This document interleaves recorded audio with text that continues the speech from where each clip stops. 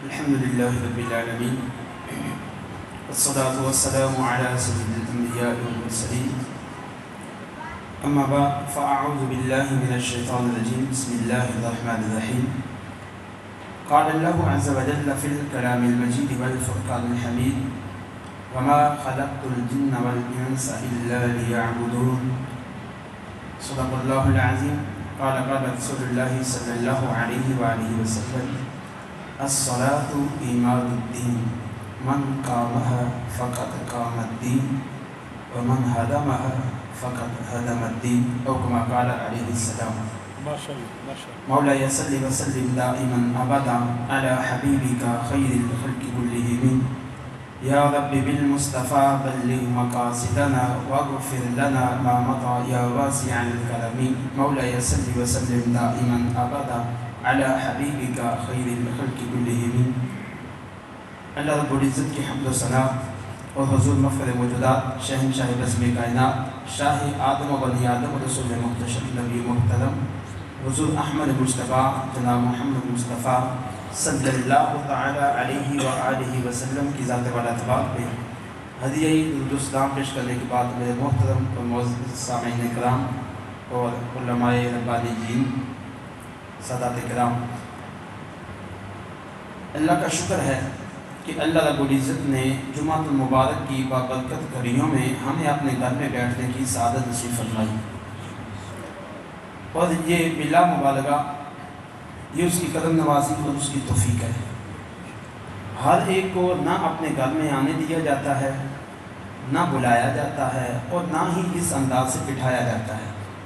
بعض ہمارے مہمان اس انداز کے بھی ہوتے ہیں، ٹھیک ہے پرسنالٹی ہوگی اپنی جگہ پہ، اسٹیٹس ہوگا اپنی جگہ پہ، باہر سے یوں نے کھا کے کھلا پلا کے چائے پلا کے فارغ کر دیا جائے، گھر کی طرف نہ لایا جائے۔ تو یہ اللہ کا کرم ہے کہ میرے محبوب کے فرمان کے مطابق جہاں ایک ایک ساعت میں ایک ایک گھڑی میں 10 لاکھ گناہگاروں کی بخشش ہو رہی ہے، رب ذوالجلال نے ان مبارک لمحات میں ہمیں اپنے گھر کا مہمان بننے کی سعادت نصیب فرمائی ہے۔ یہ اس کی کرم نوازی ہے، اور مزید دعا کرتے ہیں کہ اللہ ہم پہ یہ کرم فرمائے رکھے، تا دم حیات یہ فضل فرمائے رکھے، آمین۔ بالخصوص میرے موضوع جو میرے ذمہ لگا وہ ہے نماز کی اہمیت۔ رب ذوالجلال حق سچ بیان کرنے کی توفیق نصیب فرمائے، سن کے اسے دل میں جگہ دینے کی، اس پہ عمل پیرا ہونے کی، اور اس کے ابلاغ و تبلیغ کی بھی توفیق عطا فرمائے۔ اپنے موضوع کی طرف آنے سے پہلے یہ ضرور عرض کروں گا بطور تمہید یوں سمجھ لیں، دیکھیں اگر ہم پاکستان کا ڈیفینسو نظام دیکھیں، اگر اس میں ایک کمال درجے کی شخصیت ہے، اور واقعی ہی جسے آرمی میں بھی، نیوی میں بھی، ایئر فورس میں بھی ایک کمال درجے کی حیثیت حاصل ہے، اسے SSG فورس کے نام سے یاد کیا جاتا ہے۔ اسپیشل کمانڈو ٹریننگ ہوتی ہے، اور ہر فوجی کو یہ نہیں دی جاتی۔ کیا کبھی ایسا سوچا؟ یہ تو ہم دیکھتے ہیں اپنی سوسائٹی میں، اپنے معاشرے میں، کہ بعض کا سننے میں آتا ہے کہ فلاں جو ہے وہ بندہ آرمی جوائن کی یا پولیس میں گیا تو ٹریننگ کے دوران بھاگ آیا، مگر جب اس نے اسپیشل ٹریننگ حاصل کر لی ہے کبھی اس کو بھاگتے ہوئے دیکھا ہے؟ نہیں بھائی، جو مشکل ٹاسک تھا، جو ڈیفیکلٹ ٹاسک تھا، جو میرے لیے ایک ٹف نصاب تھا، وہ تو میں نے اچیو کر لیا، میں نے بالکل بڑے احسن انداز سے وہ کورس مکمل کر لیا ہے، اب اگر بھاگوں گا تو مجھے فائدہ کیا ہے؟ جو مشکل وقت تھا وہ میں نے گزار لیا ہے، جو ٹائم پیریڈ میرے لیے ہارڈ تھا وہ میں نے گزار لیا ہے، اب میں اگر بھاگوں گا تو نقصان میرا بھی ہے، میرے بیوی بچوں کا ہے، میرے والدین کا ہے، کہ اب سیلری لینے کا ٹائم آیا تو میں بھاگ جاؤں، کوئی بندہ بھی اسے سمجھدار نہیں کہے گا۔ بالخصوص رمضان کا اہتمام ہو جانا، ہماری زندگی میں رمضان آ جانا، یوں سمجھے کہ ہمارا یہ ٹریننگ سیشن ہے۔ اب جب کہ یہ ٹریننگ مکمل کر لی جائے تو کیا خیال ہے رمضان کے بعد بھاگا جائے گا؟ نہیں، ابھی تو ہماری ٹریننگ مکمل ہوئی ہے، ابھی تو ہم اس فیلڈ کی طرف آئے ہیں، جو کمیاں کوتاہیاں تھیں اللہ نے رمضان بھیج کے وہ دور فرما دی ہیں، اور فضل مزید فرمایا ہے۔ اب مزہ تب ہے کہ اب پہلے سے بھی زیادہ بڑھ کے بندگی اور عبادت خدا کی جائے۔ بالخصوص کیونکہ میرا ٹاپک اور بیسک ریزن کیا ہے؟ اللہ رب العزت نے اسپیشلی اس کو قرآن مجید فرقان حمید میں ارشاد فرمایا ہے وَمَا خَلَقْتُ الْجِنَّ وَالْإِنسَ إِلَّا لِيَعْبُدُونَ، کہ میں نے انسان اور جن کو کس کے لیے پیدا کیا؟ We created jinn and human thing just for worshipping. اس کے علاوہ کوئی پرپس نہیں ہے. جو مقصد ہے وہ صرف اللہ کی عبادت ہے. اگر یہ عبادت نہیں ہے تو میں ایک عاجزانہ التجا کروں گا کہ کیا جانور بچوں کو نہیں پالتے؟ جانور سوتے نہیں ہیں، جانور کھاتے نہیں ہیں، وہ زندگی نہیں گزارتے. They are also change their places one side to other side. But what is the main difference between human things and animals? بھائی ہم میں اور جانوروں میں فرق کیا ہے؟ اگر ہم نے بھی کھا کے زندگی گزار دینی ہے، پی کے زندگی گزار دینی ہے، سو کے زندگی گزار دینی ہے، اولاد ہے، اولاد کو پیدا کیا، کیا ہمارا جس یہی پرپس ہے؟ نہیں. اللہ نے ہمیں ایک اسپیسیفک پرپس کے لیے تخلیق فرمایا ہے، ایک خاص مقصد کے لیے بنایا ہے. وہ مقصد کیا ہے؟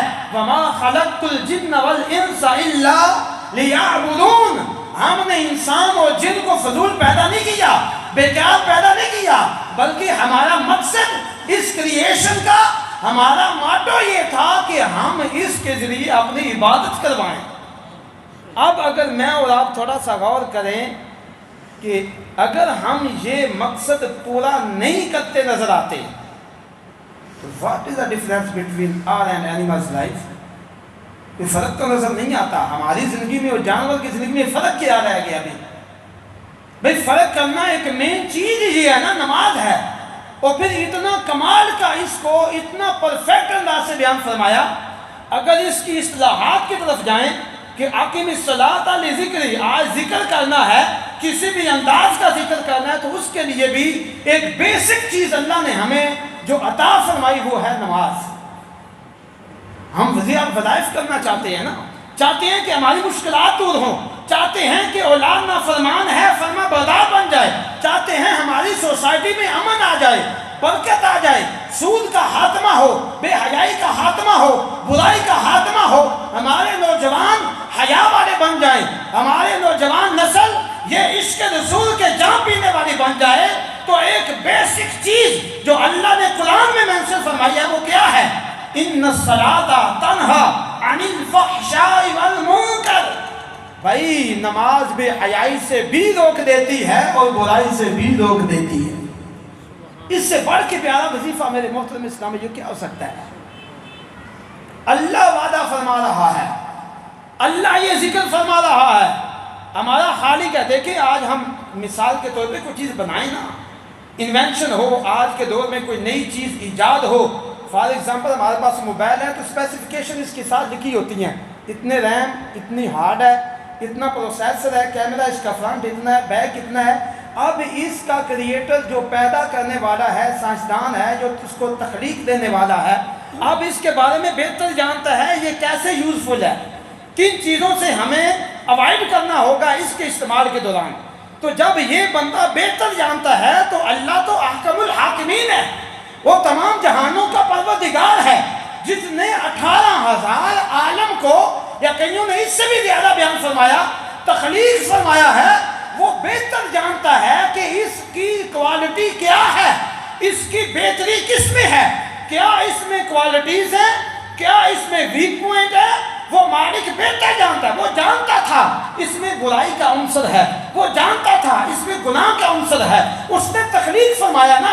وہ جانتا تھا اس کا ویک پوائنٹ کیا ہے. میں کہتا ہوں کیسا کریم مالک ہے، ساتھ ہی اس کا حل بھی عطا فرما دیا. وہ حل کیا ہے؟ ان الصلاۃ، جو برائی سے بھی چیز روکے، بے حیائی سے بھی روکے. اور حیا وہ چیز ہی ایسی ہے کہ یہ جسے حیا عطا کی گئی، اور بالخصوص گویا کہ الحیاء من الایمان، گویا کہ اسے ایمان عطا کیا گیا ہے. حیا ایمان کا شعبہ ہے. جب یہ حیا آ گئی تو پھر بندہ دو نمبری نہیں کرے گا. جب حیا آ گئی تو بد نگاہی نہیں کرے گا. جب حیا آ گئی تو خوف خدا بھی آئے گا، عشق مصطفیٰ بھی آئے گا. جب حیا آ گئی تو سود کا کاروبار بھی جان چھوڑ دے گا. جب حیا آ گئی تو اللہ کی رحمت سے گناہوں کی دلدل سے بندہ نکل کے نیکیوں کی طرف مائل ہو جائے گا. تو یہ چیز کہاں سے ہمیں حاصل ہوگی؟ اللہ نے فرما دیا نماز کے اندر ہے. اتنی کمال کی چیز نماز ہے. تبھی جب یہ ساری چیزیں بندہ ڈیپلی سوچے نا، زیرو مائنڈ ہو گئے، پھر جا کے سمجھ آتی ہے. اب میرے آقا کا فرمان پڑھا جائے، الصلاۃ عماد الدین. بھئی نماز دین کا پلر ہے، نماز دین کا ستون ہے. من قامہا فقد قام الدین. جس نے اس نماز کو قائم کیا. اور یہاں پہ جو صوفیاء ہیں بڑی کمال کی انہوں نے ڈیفینیشن کی ہے. اقامت کا مطلب کیا ہے میرے محترم اسلام بھائیو؟ ایک تو یہ ہے کہ پرفیکٹ انداز سے ادا کی جائے اکارڈنگ دا اسلامک شریعہ، جیسے اس کے بیسک رول ہیں، بنیادی اصول ہیں. اس کی شرائط کو سمجھتے ہوئے، اس کے فرائض کو سمجھتے ہوئے، اس کے واجبات کو سمجھتے ہوئے، سنن کو سمجھتے ہوئے اس کو ادا کیا جائے. پھر ادا کرنے کے ساتھ اس کے قیام کی طرف توجہ کی جائے. قیام کا مطلب کیا ہے؟ یہ نماز بے حیائی سے کیسے روکے گی؟ نماز برائی سے کیسے روکے گی؟ بھئی کیا عجیب فارمولہ ہے.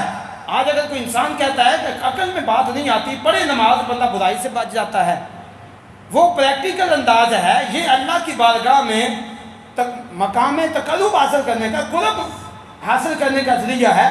تو یہ کیسے بچائے گی؟ بھئی کیسے بچائے گی؟ اس کے معنی پہ غور کیا جائے، اس کے انداز پہ غور کیا جائے. بندہ ہاتھ باندھ کے کیا کہہ رہا ہے؟ الحمدللہ رب العالمین. تمام تعریفیں کس کے لیے ہیں؟ اللہ تعالیٰ کے لیے جو تمام جہانوں کا پروردگار ہے. اب بندہ اپنی تعریفیں سننا پسند کرے گا کہ میں بڑا یہ ہوں، میرا بڑا سٹیٹس ہے، میرا بڑا مقام ہے. اب جب یہ اللہ کی بارگاہ میں عجز و انکساری کا اظہار کرتے ہوئے اپنی زبان سے اور دل سے یہ کہہ رہا ہے، تمام تعریفیں کس کے لیے ہیں؟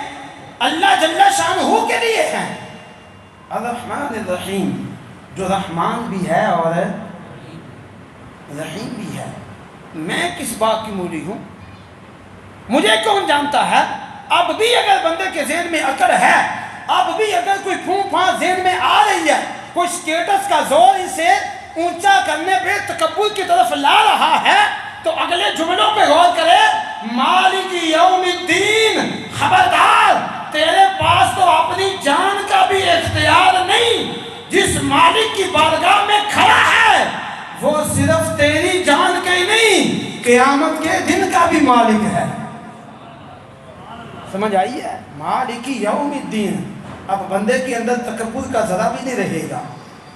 اب اس کے ذہن میں وہ تکبر ختم، عجز و انکساری کا آغاز ہو رہا ہے. پھر ایاک نعبد و ایاک نستعین. استاد محترم ماشاءاللہ تصوف اینڈ تھا ان پہ. استاد صاحب بھی جانتے ہیں ماشاءاللہ، خرم صاحب، استاد طارق مدنی صاحب. وہ آپ فرماتے تھے کہ مجھے سمجھ نہیں آتی کہ بعض اوقات گاڑیوں میں لکھا آتا ہے محنت کر حسد نہ کر. آپ فرماتے ہیں تیری محنت کا کیا صلہ ہے؟ ٹھیک ہے محنت کرو مگر رحمت خدا کی طرف توجہ کرو. بھائی محنت تو مزدور زیادہ کرتا ہے، ٹھیکیدار کم کر رہا ہوتا ہے. آفس میں بیٹھا ہوا کم کر رہا ہے، وہ بعض بیچارہ گرمی میں مزدور زیادہ کر رہا ہے، جبکہ سیلری اس کی زیادہ ہے اس کی کم ہے. محنت نہیں ہے، یہ اللہ کی رحمت ہے. تو اب کام اپنی طرف سے کر کے تو اب ہمیں سمجھایا جا رہا ہے کہ مدد کس سے مانگنی ہے؟ ہاتھ کار والے دل یار والے. اپنے آپ کے گھمنڈ نہ کرو، اپنی طاقت پہ اپنے سٹیٹس پہ مت اتراؤ، اور دھیان کرو محنت تم کرو مگر مدد کس سے؟ ایاک نعبد و ایاک نستعین.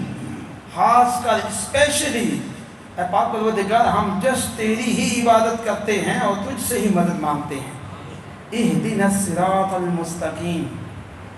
اب بندہ پاک لباس پہن کے، پاک سوچ رکھ کے، یوں عجز و انکساری کے ساتھ مالک کی تعریفیں بیان کرتے ہوئے اب یہاں پہ کیا کہہ رہا ہے کہ او اللہ Almighty show us the right way. ہمیں صراط مستقیم پہ چلا، ہمیں سیدھے راستے پہ چلا۔ اب جو ہی نماز کے بعد اس نے قدم مسجد کے بعد رکھا، اب یہ جو غلط سوسائٹی ہے وہاں پہ جائے گا، اس کی کھوپڑی کے اندر کوئی چیز ناک کرے گی کہ اے بندہ خدا ابھی تو دعائیں مانگ رہا ہے، اہدنا الصراط المستقیم، یا اللہ صراط مستقیم پہ چلا، یا اللہ مجھے رائٹ وے پہ چلنے کی توفیق عطا فرما، اس پہ استقامت عطا فرما، وہ ڈٹرمینیشن میں تجھ سے التجا کر رہا ہوں، مجھے صراط مستقیم پہ چلا دے۔ اب بندہ غلط کمپنی جوائن نہیں کرے گا، شرابی کی محفل میں نہیں جائے گا، جوئے کی محفل میں نہیں جائے گا، جھوٹے لوگوں کی صحبت اختیار نہیں کرے گا۔ کیوں کر رہا ہے؟ تو یہ اس کی پریکٹیکل لائف اور اس کی دعا والی لائف، اس میں بہت زیادہ ڈفرینس آ رہا ہے۔ پھر آگے کیا دعا مانگ رہا ہے؟ بولا میں تو نہیں جانتا صراط مستقیم کون سا ہے، ہاں اتنی التجا کرتا ہوں صراط الذین انعمت علیہم، یا اللہ ان لوگوں کے نقش قدم پہ چلانا جن پہ تو نے انعام فرمایا ہے۔ اب یہ ساری دعائیں غیر المغضوب علیہم ولا الضالین، تو صوفیاء فرماتے ہیں حقیقت میں جب بندہ سلام پھیر کے فارغ ہوا ہے تو حقیقت میں نماز کے قیام کا اب وقت شروع ہو گیا ہے۔ اب جب قدم بعد رکھا نا، بندہ کہ اے فلانا ادھر آؤ، تو بندہ کہ تو کون اور میں کون، تجھے پتہ نہیں میرا سٹیٹس کیا ہے؟ اس سے پہلے اندر والا ضمیر بول لے مالک یوم الدین، تو ابھی پکار کے آیا ہے، تیری اکڑ کہاں کی؟ اب پریکٹیکل لائف شروع ہو چکی ہے، اب اس کا عمل ظاہر ہونا شروع ہو چکا ہے۔ اب یہ جب بازار میں جائے تو 2 نمبری نہ کرے، جب یہ سامان بیچنے لگے تو 2 نمبری نہ کرے، اس کے ذہن میں یہ بات ہو کہ میں اسے تو دا لگا دوں گا، ڈیڑھ ہوشیاری دکھا کے، ماسٹر مائنڈ دکھا کے، مگر یہ میری کھوپڑی میں بات رہے مالک یوم الدین، جب قیامت کا دن ہوگا اس دن کا مالک رشوت لے کے نظام نہیں چلنے دے گا، وہ 2 نمبری سے نظام نہیں چلائے گا، وہاں پہ تو پورا عمل تولا جائے گا۔ جب یہ ذہن میں بات ہوگی تو اللہ کی رحمت سے ڈنڈی نہیں مارے گا، مسلمان کے ساتھ دھوکہ نہیں کرے گا۔ پھر 2 نمبری بعض اوقات ہوتا ہے فروٹ لینے والا، کئیوں کو یہ ہاتھ لگے ہوں گے، اچھا دکھا کے خراب اسے نہیں پیش کرے گا۔ کیوں؟ اس کا مالک کی ذات پہ بھروسہ مضبوط ہوگا۔ یہ ساری چیزیں ہمیں کہاں سے حاصل ہوں گی؟ ایک کمال کے وظیفے نماز سے۔ اب بندہ رکوع میں گیا، سبحان ربی العظیم، سبحان ربی العظیم، کیا عرض کر رہا ہے؟ مولا تو پاک بھی ہے اور بلند بھی ہے۔ اپنا سب کچھ نیچے کر دیا، جھکا دیا ہے، اپنی عقل کو نیچے لے آیا ہے، اپنی عقل کو اس نے ختم کر دیا ہے، اور اللہ کی تسبیح، اللہ کی پاکی بیان کر کے گویا کہ اظہار کر رہا ہے اب میں باہر جاؤں گا نا، مجھے کوئی گاڑی بھی دے تو میں کیوں کسی سے جھگڑا کروں؟ میں کون ہوتا ہوں؟ میری اوقات ہی کیا ہے؟ ساری پاکیاں تو اللہ کے لیے ہیں، بلندیاں تو اللہ کی ذات کے لیے ہیں، ہے نا؟ کوئی مسئلہ نہیں ہے۔ جے سونا میرے دکھ میں راضی تے میں سکھ نو چلے پاؤں۔ بھائی نماز کا مزہ تو ایسی نماز کا مزہ ہے نا۔ بات پر ہمارے ہاں کیا ہوتا ہے؟ ہمارے ہاں یہ ہوتا ہے کہ اینٹ کا جواب پتھر سے دو، ہماری کون سا منہ میں زبان نہیں ہے، یا ساڑھے کیڑا 4 بدلے نہیں، یا کون سا بینک بیلنس نہیں ہے، یا ہم کون سا کسی کھاتی پیتی فیملی سے ہمارے ریلیشن نہیں ہے۔ بھائی نہیں، اگر ہم من تواضع للہ رفعہ اللہ، میرے آقا فرماتے ہیں سنو، جو اللہ کی رضا کے لیے عاجزی کرتا ہے اللہ رب العزت اسے بلندیاں عطا فرما دیتا ہے۔ یہ عجز و انکساری پریکٹیکل لائف میں ہمیں سکھائے گی نماز۔ پھر جب سجدے میں جاتا ہے، منہ کا معزز حصہ چہرہ، اسے پیشانی سامنے رکھ کے اب کیا رہا ہے؟ سبحان ربی الاعلی۔ ادھر بھی عرض کی مولا بلند تو ہی ہے، پاک بھی تو ہی ہے، یہاں بھی عرض کر رہا ہے مولا بلند بھی تو ہے، پاک بھی تو ہے، میں کچھ بھی نہیں، دیکھ میں تیرے سامنے کتنا جھک گیا ہوں، مزید نہیں جھک رہا، اب آگے زمین آ گئی ہے مولا، اور کتنا جھکوں، میرے اندر کچھ بھی نہیں ہے۔ تو کیا اب نماز کے بعد پریکٹیکل لائف میں ہم کسی کو اکڑ دکھائیں گے؟ उसी बंदे के सामने अकड़ेंगे कि जो बंदा उसी खुदा की बारगाह में सजदा कर रहा है, उसी खुदा की तौहीद का कायल है, उसी महबूब अलैहिस्सलाम की रिसालत का कायल है, उन्हीं नबी का उम्मती है जिनके मैं उम्मती हूँ। अगर बात अकड़ आई है तो समझो मेरी नमाज अभी कायम नहीं हो रही, नमाज के क़याम में अभी कुछ विसंग है, समथिंग इज गोइंग रॉन्ग। नहीं, मैं अर्ज करता हूँ एवरीथिंग इज गोइंग रॉन्ग। अगर नमाज के दौरान भी 2 नंबरियाँ ख़त्म नहीं हुई, नमाज के दौरान भी डंडी मारना बंदा नहीं छोड़ रहा, नमाज के दौरान भी झूठ बोलना नहीं छोड़ रहा, नमाजें पढ़े जा रहा है, तहज्जुदें पढ़े जा रहा है, अगर वो अब भी सूद का लेन देन कर रहा है, नमाजी होने के बावजूद भी शराब पी रहा है, जुआ खेल रहा है, अब इसे अपनी नमाज पे गौर करना चाहिए कि कुछ ना कुछ मिस हो रहा है, वगरना अल्लाह के कलाम में ज़रा भी शक नहीं है। अल्लाह ने तो वादा फरमा दिया है कि अगर हम अपनी कंप्लीट बॉडी को प्योरीफाई करना चाह रहे हैं और गुनाहों की आलूदगी से निकल के नेकियों की रोशनी में दाखिल होना चाह रहे हैं, तो इसका कमाल का जरिया ये नमाज है। तो अगर नमाज पढ़ने के बावजूद भी मेरे अंदर खामियां हैं, झूठ जान नहीं छोड़ रहा, बेबरकती जान नहीं छोड़ रही, बेहयाई जान नहीं छोड़ रही, तो फिर मैं देखूं कि मेरी नमाज पढ़ने में कुछ कमियां हैं। फिर यहाँ पे उलमा तशरीफ़ फरमा हैं, सैयदादे भी हैं, आलिम दीन भी हैं, और मैं तो अभी बैठा बैठा ज़हन में अचानक बात आ रही थी, यकीन माने बिलखुसूस ये कभी कभी चांस ऐसे होता है, ये गुड लक होती है बंदे की। अभी जब कारी साहब तिलावत कर रहे थे ना, बड़ा दिल खुश हुआ, यानी मुझे इससे पहले नाम ज़रूर सुना था कारी फजल बाद साहब का, तिलावत नहीं सुनी हुई थी, आज फर्स्ट टाइम सुनी है। ज़हन में उसी वक्त बात आ रही थी, माशाल्लाह नात भी मेरे हाल में इधर के किसी इस्लामी भाई ने पढ़ी है, महल्ले वाले ने, मुझे नहीं पता, मेरे एक हुस्ने जान है। तो जहाँ पे कमाल दर्जे के नात खान भी हैं, मुक़र्रर भी हैं, फ़कीह भी हैं, आपके पास कारी भी आई, जो अल्लाह की ख़ास नेमत है। यकीन माने अगर मिसिंग हो रही है नमाज में, देखें अपने आप को जज करें, अपने आप को भी कटहरे में खड़ा करके कभी सोचा करें, अपने अंदर जाती मारा करें कि भाई अगर मैं नमाज पढ़ने के बावजूद कमियां कोताहियां कर रहा हूँ, तो मैं इनके पास चला जाऊँ, इन्हें नमाज सुनाऊँ, इनसे मसाइल पूछूँ, हज़रत मुझे रहनुमाई फरमाएं, मैं नमाज भी पढ़ रहा हूँ मगर ये गुनाह भी हो रहा है। अल्लाह ने वादा फरमाया कि नमाज बेहयाई से बचा लेती है, बुराई से बचा लेती है। तो जनाब मुझे तरीका इशार फरमाएं जो यहाँ पे कमी है उसे दूर करके अल्लाह का कुर्ब हासिल कर सके। और बिलखुसूस स्पेशली रमज़ान में नमाज पढ़ने का कितना सवाब है। हदीस का पढ़ रहा था, मेरे आका अलैहिस्सलाम ने खुतबा इशार फरमाया, शाबान मुअज़्ज़म के एंड पे रमज़ान से पहले मेरे आका ने खुतबा इशार फरमाया, सुनो ऐ सहाबा, मफ़हूम अर्ज़ कर रहा हूँ समरी के तौर पे, मेरे आका ने फरमाया कि ऐ सहाबा तुम्हारे सामने वो महीना आ रहा है जिस महीने में आम इबादत भी अल्लाह इतना सवाब बढ़ाता है, फर्ज के बराबर इसका सवाब अता फरमाता है। नारे तकबीर, नारे रिसालत, फरमाए अहले सुन्नत, फरमाए अहले सुन्नत। फिर क्या फरमाया कि अल्लाह ताला इबादत का सवाब फर्ज के बराबर, और फिर क्या फरमाया कि फर्ज का सवाब अल्लाह 70 फर्जों के बराबर अता फरमा देता है।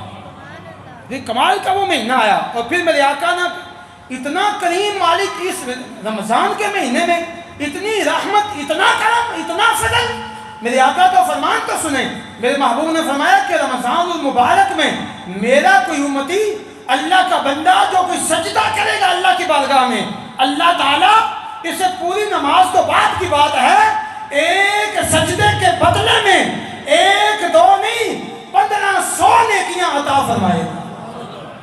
और फिर फजीलत कितनी है नमाज। मेरे आका अलैहिस्सलाम के फरमान का मफहूम है, फरमाया वो बंदा जो तन्हा नमाज पढ़ता है, चरवाहे की मिसाल दे के समझाया मेरे महबूब अलैहिस्सलाम ने, बकरियां चला रहा है और बाहर वीराने में निकल गया है, वीराने में जाते हुए नमाज का टाइम हो गया, अब बेअबान जंगल, बेआबाद जगह है, कोई बंदा और नहीं है, अब ये तन्हा अजान पढ़ता है, अब ये अकेला नमाज के लिए जब खड़ा होता है, अल्लाह अपने महबूब के उम्मती को کتنا پروٹوکول عطا فرماتا ہے.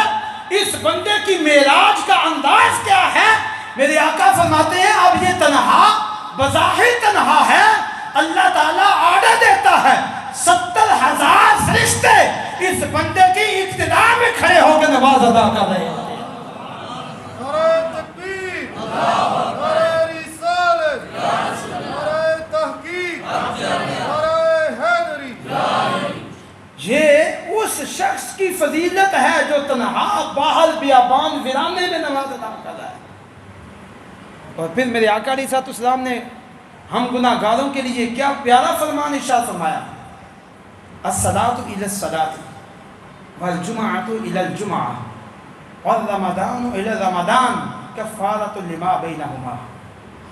او کما قال علیہ السلام. میرے آقا نے کیا فرمایا, ایک نماز سے لے کے دوسری نماز تک یہ بعد میں جو نماز آتی ہے درمیان میں گناہ ہوتے ہیں, یہ کفارہ بن جاتی ہے, بندے کے گناہ بخشنے کا ذریعہ بن جاتی ہے.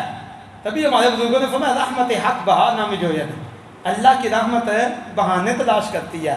اللہ چاہ رہا ہے میں اپنے بندوں کو بخش دوں, اور اس بخشش کے بہانے کیسے کیسے ہمیں عطا فرما دیے ہیں. فرمایا ایک نماز دوسری نماز کے درمیان جو گناہ صغیرہ ہوئے یہ اللہ معاف فرما دیتا ہے اس نماز کی برکت سے. اگر آپ بھی گناہ معاف نہیں کروا سکا تو میرے آقا کے فرماتے ہیں جمعہ اللہ نے رکھا ہے. والجمعۃ الی الجمعۃ, دو جمعوں کے درمیان جو گناہ ہوئے اللہ اس جمعے کی برکت سے گناہوں کو معاف فرما دے گا. والرمضان الی رمضان, یہ ہے وہ عظیم مہینہ, خدا کی قسم ہم غافل ہیں اس سے. میرے آقا نے ایسے نہیں فرما دیا کہ میری امت کو پتہ چل جاتا کہ رمضان میں فضیلت کتنی ہے, اللہ کی رحمت کتنی برستی ہے, اللہ کتنی کرم نوازیاں فرماتا ہے. یہ لوگ دعائیں کر کے یہ دعا مانگتے اے کاش کہ پورا سال ہی رمضان رہے. اگر انہیں پتہ چل جائے تو میرے محبوب نے فرمایا کہ ایک رمضان دوسرے رمضان تک کے درمیان جو گناہ ہوئے ان گناہوں کے لیے کفارہ بن جاتا ہے. تو یہ رحمتیں لے کے ہمارے پاس آیا ہے. اسپیشلی اس میں تراویح ذرا بہت مسنگ کر رہے ہیں ہم. شاید ہم نے یہ مائنڈ سیٹ بنا لیا ہے تراویح پڑھی تو روزہ فرض ہو جانا ہے. وہ فرض ہے ہی ہے, ٹھیک ہے, اللہ کے فرمان کے مطابق. رات کا قیام سنت ہے, اور پھر یہ سنت ایسی ہے جیسے فجر کی اور ظہر کی سنتیں ہیں. سنت موقدہ ہے یہ. ہم تھوڑا سا دیکھیں کہ مغرب ٹائم تعداد کتنی ہوتی ہے, فجر ٹائم کتنی ہوتی ہے, اور تراویحوں کے وقت کتنی ہوتی ہے.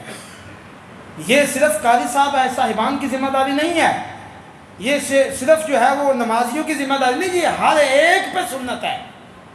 اگر آپ پراپر چھوڑیں گے تو سنت موقدہ کے تارک کہلائیں گے ہم. جب کہ میرے آقا کا انداز مبارک ہے. عائشہ صدیقہ رضی اللہ تعالیٰ نے کیا بیان فرماتی ہیں, تو میرے محبوب کتنی عبادت کرتے ہیں, یار کس چیز کی کمی ہے. اللہ نے سب سے بڑھ کے شفاعت کا تاج نہیں عطا فرمایا. جو چاہیں گے جسے چاہیں گے یہ اسے دیں گے. کریم ہیں, یہ خزانے لٹانے آئے ہیں. انما انا قاسم واللہ یوتی, یہ فرمان میرے محبوب نے ارشاد فرمایا. انسٹیڈ آف آل اتنی خصوصیات, اتنی کمالات, اتنی نوازشات اللہ کی طرف سے عطا کردہ, اتنے معجزات کہ غیب کے خزانوں کی چابیاں اللہ نے محبوب کے دستے اقدس میں عطا فرما دی ہے. جو اشارہ فرمائیں جن کی دعا کی برکت سے ہم گناہگار بخشے جائیں گے. ان محبوب کی عبادت کا انداز کیا ہے, ان محبوب کی اپنی عبادت کا انداز کیا ہے. ان المؤمنین حضرت اما عائشہ صدیقہ رضی اللہ تعالی عنہ یہ بیان فرماتی ہیں, میرے آقا میرے سرتاج میرے محبوب علیہ السلام قیام اتنا لمبا فرماتے حتی تورمت قدماہ, یہاں تک کہ میرے محبوب کے دونوں قدم مبارک سوج جاتے تھے. ساڑھے میں جو کہہ رہا ہے اتنا لمبا قیام کرتا ہے.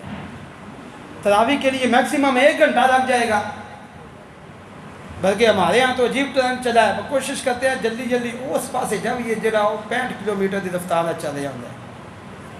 بھائی اللہ کی عبادت کر رہے ہیں یا مذاق کر رہے ہیں یار؟ یہ عبادت کی حلاوت کہاں نصیب ہو.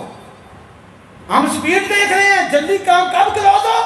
اما عائشہ صدیقہ فرماتی ہیں دیکھو ہم جن محبوب کے امتی ہیں اور جن کے صدقے مسلمان کہلوا رہے ہیں جن کے صدقے اس جہاں میں بھی قبر و حشر میں بھی اللہ کی رحمت سے اور محبوب کی شفاعت سے نجات ملے گی، ان کی عبادت کا انداز کیا ہے؟ اتنا لمبا قیام ہے حتی تورمت قدماہ، یہاں تک کہ میرے محبوب کے دونوں قدم مبارک سوج جاتے۔ تو میں عرض کرتی یا رسول اللہ صلی اللہ علیہ وسلم اتتکلف ھذا، حضور آپ بھی اتنی تکلیف اٹھاتے ہیں، کیوں اٹھاتے ہیں؟ میرے آقا کیا ارشاد فرماتے ہیں، یعنی جب کہ آپ کے صدقے سے پہلوں کو بھی نجات ملے گی اور بعد والوں کو بھی بخشش آپ کے ذریعے سے عطا کی جائے گی، تو حضور اتنی عبادت اتنی ریاضت کیوں؟ میرے آقا نے کیا ارشاد فرمایا، یا عائشہ افلا اکون عبدا شکورا، اے عائشہ کیا میں اللہ کا شکر گزار بندہ نہ بنوں؟ اللہ نے اتنی نعمتیں عطا فرمائی ہیں، اتنی کرم نوازیاں فرمائی ہیں، کیا اس کے شکرانے میں اللہ کی عبادت نہ کروں؟ آپ میرے آقا کی مبارک زندگی دیکھ لیں، کوئی امپورٹنٹ کام ہوتا ہے تو فوراً کیا فرماتے ہیں؟ نماز، وضو کے بعد نماز، صلاۃ الوضو، صلاۃ اللیل ہے، پھر فتہجد بہ نافلۃ لک عسیٰ ان یبعثک ربک مقاما محمودا، تہجد فرض ہوئی ہے۔ پھر انداز مبارک کیا ہے؟ چاند گرہن نماز، سورج گرہن نماز، بارش نہیں ہو رہی نماز، صبح فجر کے بعد اشراق و چاش کی نماز، یعنی اتنی زیادہ نمازیں۔ تو یہ انداز ہم جیسے گناہ گاروں کو سکھانے کے لیے ہے۔ تو بالخصوص ایک عاجزانہ التجا ہے، یہ انداز صرف ذکر کرنے کا مقصد یہ تھا کہ ہمیں پتہ چلے کہ ہمارے محبوب علیہ السلام کی سنت کیا ہے۔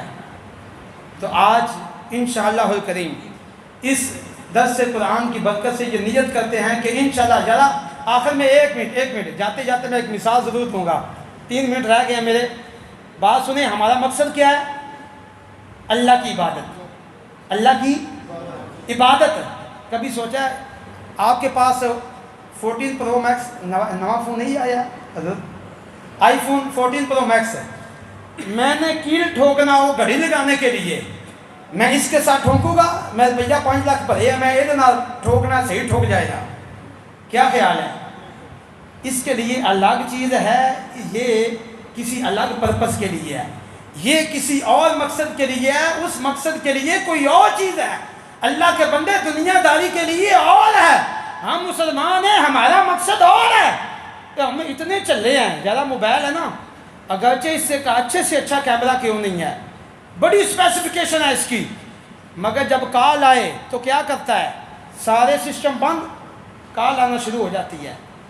ہم کتنے چلے ہیں، موبائل سے بھی چلے ہیں، جب کال آنا شروع ہو جائے، جب اس کے مقصد کو ٹچ کیا جائے تو اپنے مقصد کو فالو کرتا ہے، سمجھ آئی ہے؟ باقی فنکشن آف کر دیتا ہے، یا وہی پہ بریک لگ جاتی ہے، پاز ہو جاتے ہیں۔ بھائی کیوں؟ کہ جس مقصد کے لیے مجھے بنایا گیا ہے میں اب وہ ڈیوٹی ادا کر رہا ہوں۔ تو جب اذان کی آواز آ رہی ہوتی ہے، ہمارے سسٹم کیوں نہیں آف ہوتے؟ ہمیں پیدا کیا گیا ہے عبادت کے مقصد کے لیے، ہم تو پھر اس سے بھی گئے گزرے ہیں نا۔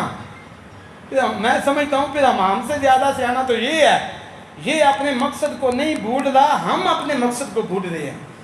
تو خدا کے لیے اپنے مقصد کو فوکس کریں۔ میرے سمیت ہر ایک اسلامی بھائی عاجزانہ التجا ہے، رمضان بار بار زندگیوں میں نہیں آتا، ابھی آیا ہے تو اس کی قدر کر لیں، عبادت کی طرف۔ یہ صبح و سحری کے وقت تہجد پڑھنا آسان ہے، ایک عاجزانہ التجا ہے، تہجد کی عادت بنائیں، کم از کم یا فرض نمازیں۔ انشاءاللہ نیت کرتے ہیں کہ میری فرض نماز جتنا بھی مصروف ہوں، میں جتنا بھی پھنسا ہوا ہوں، جیسے اس پہ اچھے سے اچھا کام کرتے وقت بھی کیا ہوتا ہے، کال آ جاتی ہے، یہ سگنل دینا شروع ہو جاتا ہے، ایسے ہی انشاءاللہ میرے سگنل بھی فوراً مسجد کے ساتھ جڑ جایا کریں گے انشاءاللہ الکریم۔ اور اینڈ پہ یہی عرض کروں گا، میری زندگی کا مقصد تیرے دین کی سرفرازی، میں اسی لیے مسلمان، میں اسی لیے نمازی۔ اللہ جل شانہ ہمیں عمل کی توفیق نصیب فرمائے، عبادت کرنے کی بھی توفیق عطا فرمائے اور عبادت کی حلاوت بھی نصیب فرمائے، آمین بجاہ النبی الامین صلی اللہ علیہ وآلہ۔